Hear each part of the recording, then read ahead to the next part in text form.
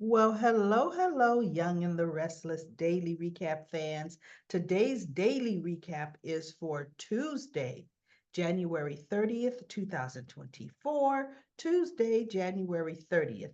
And before I begin, please hit that subscribe button, everybody. Subscribe to my YouTube channel and do that bell so that you can get notifications every time I go live.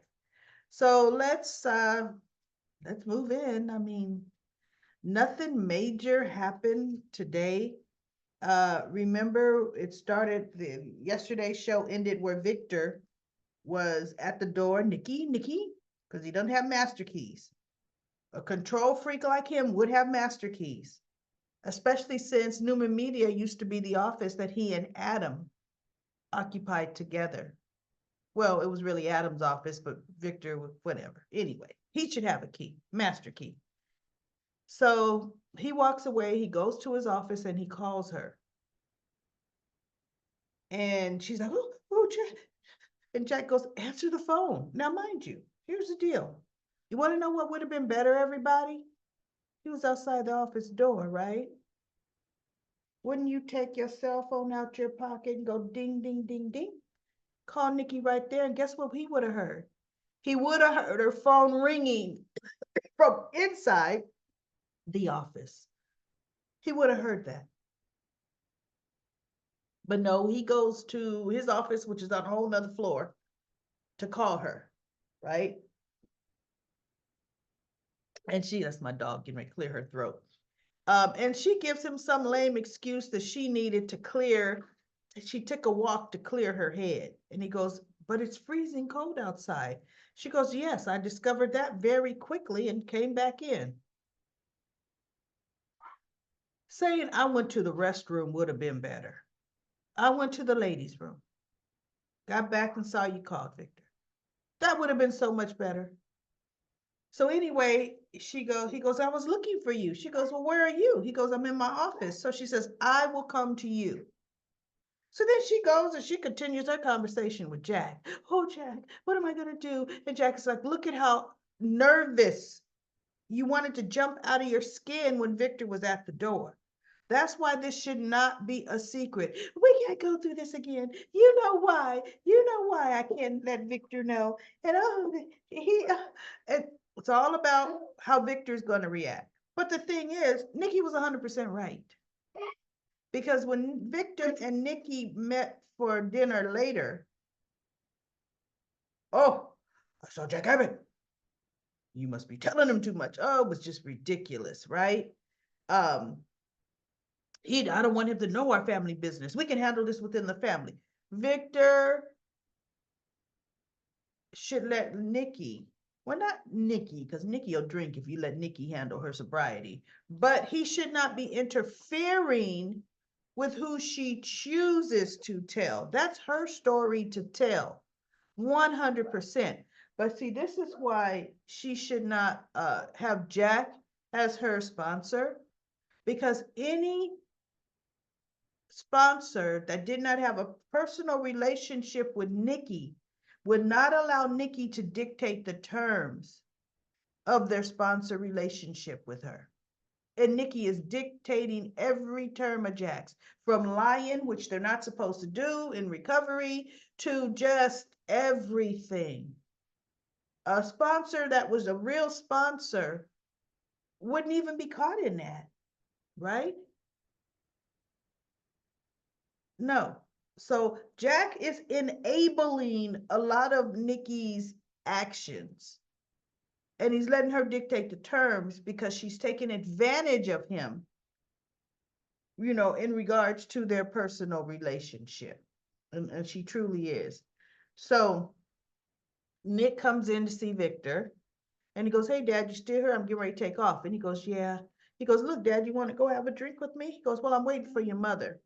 We're gonna we're going to go out to dinner. And Nick goes, okay. So Nikki comes in and he goes, hey mom. And she goes, hey honey. And he goes, how you been? And she goes, oh, okay. And he's looking at her. And then he says,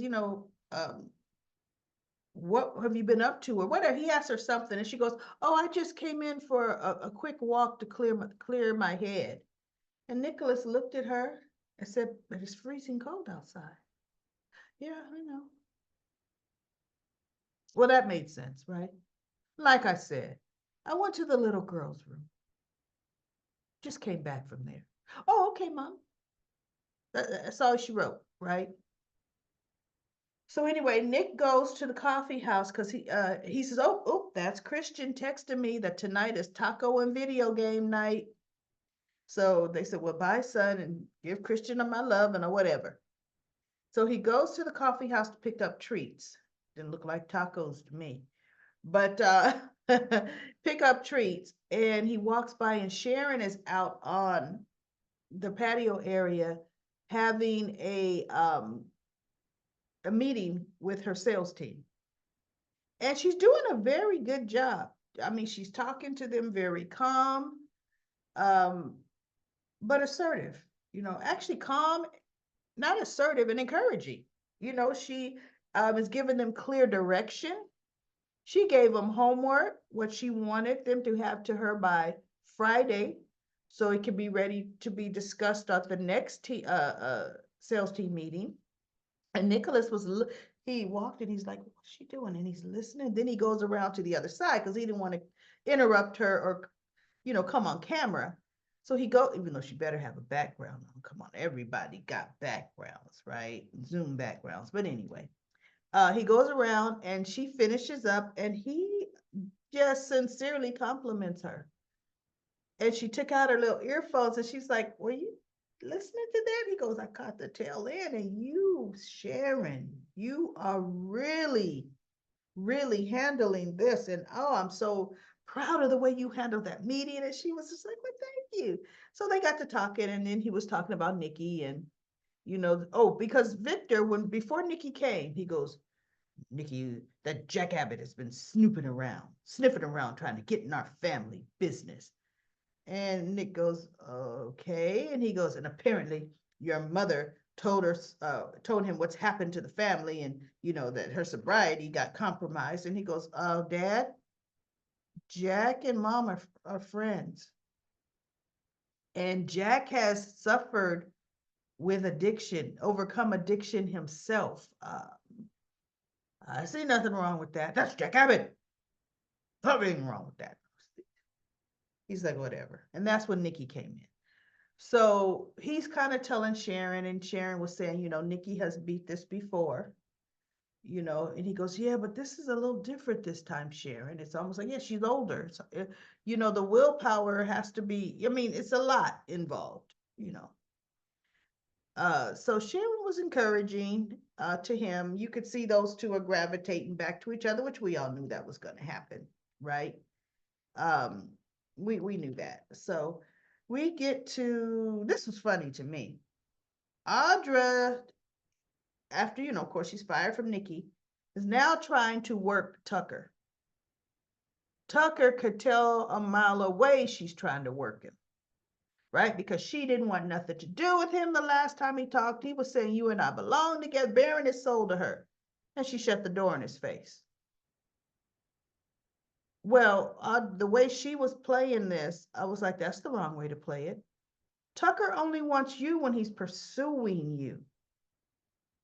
So she's doing it. She bought him a drink, and he goes, oh, really? I get a drink after you never want to speak to me again.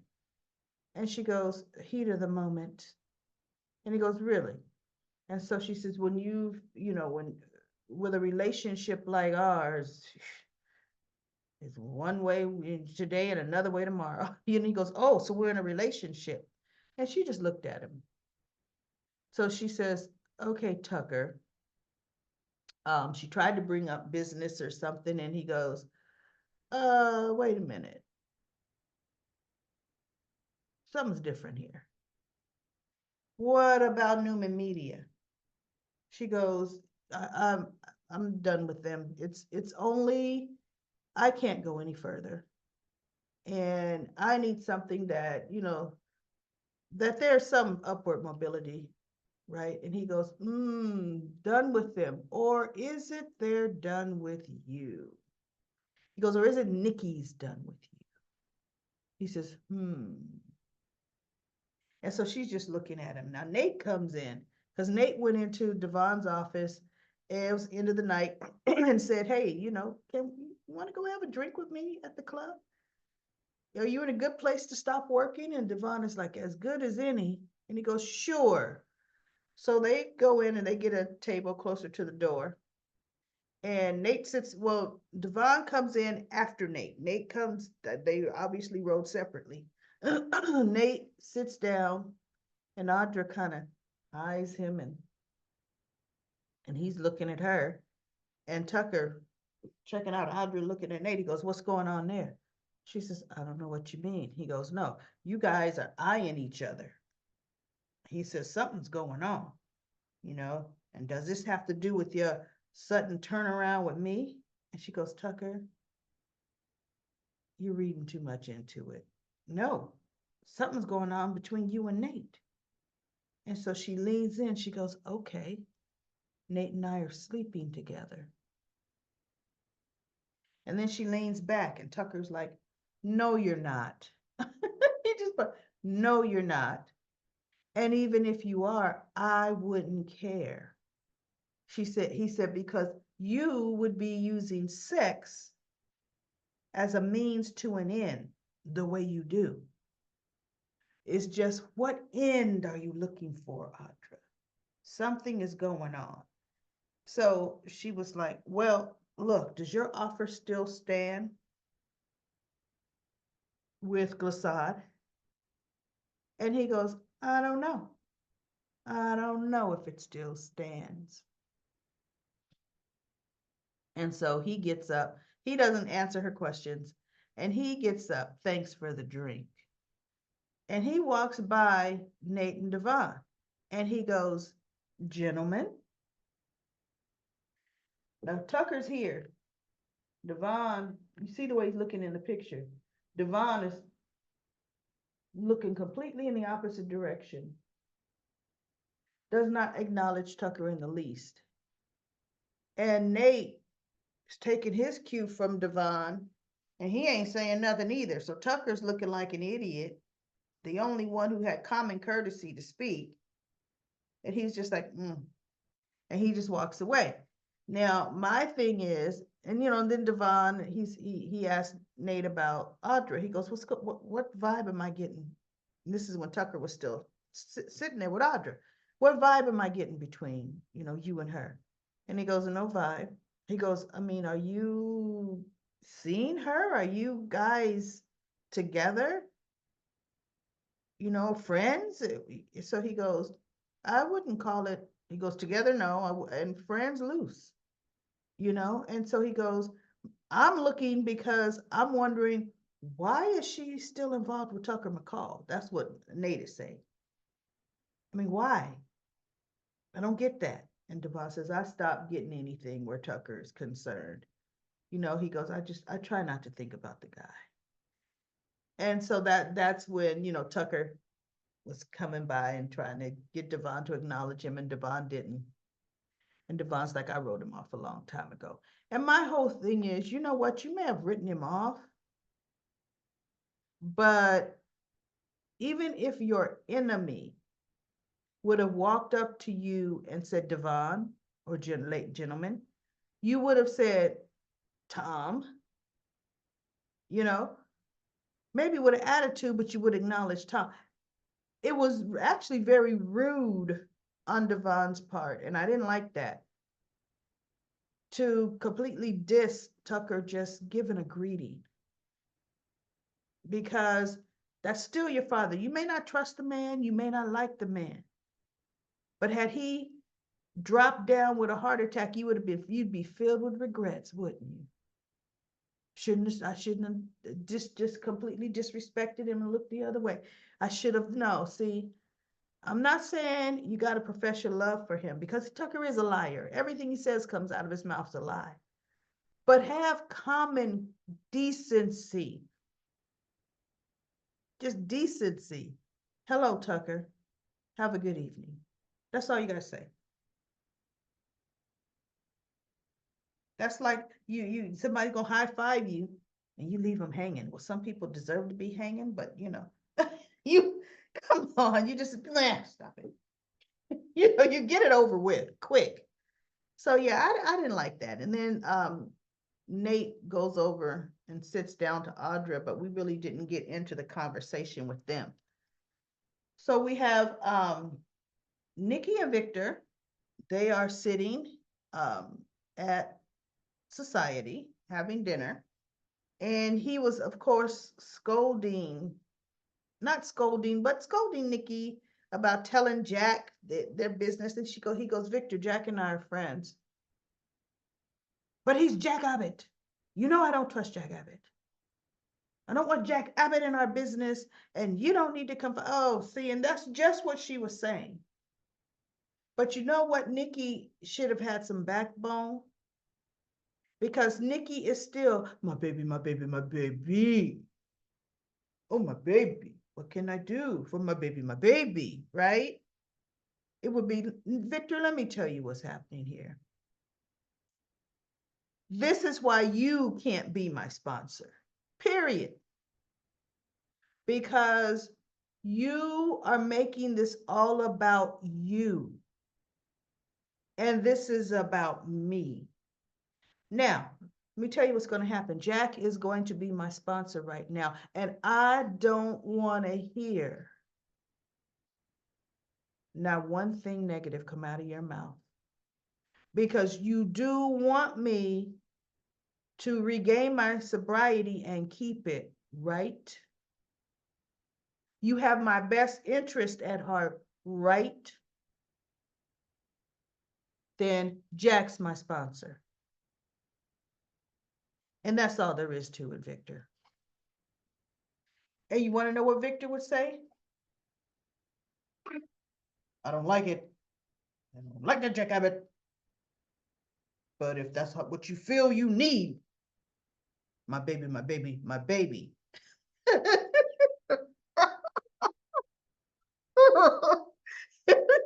if that's if that's what you feel you need, then okay. It would end up being okay. But Nikki's, ooh, I gotta keep this lie. Ooh, I'm doing great, Victor. I'm fine. I've got everything under control. And he goes, I understand you fired Audra. Who told you that? He goes, I saw her here. And she told me. Mm-hmm. Well, it was a mistake. I confided in her, and now she knows whatever. And he's just looking at her, right? See, he knows Nikki's messing up.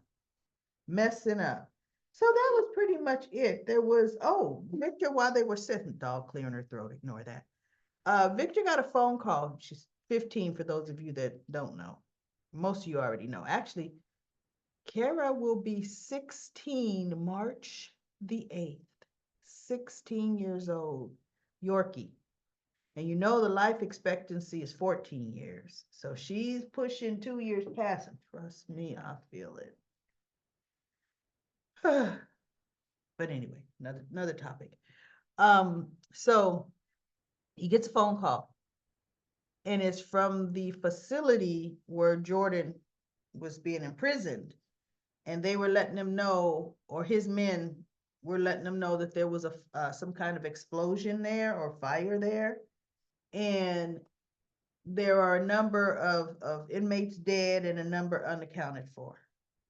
So Victor said, keep me posted, keep me updated. And so Nikki says, is there a problem? And he goes, no, just business. And when he said that, I thought, why would you not tell Nikki? Okay. Yes, she's suffering with her sobriety, right? Yes, she is. But we all know evil people like Jordan don't die. That's her. She probably set the fire or the little whatever. She did it. And she had her escape plan. So when she pops up, because she's coming straight for Nikki and Claire, but straight for Nikki.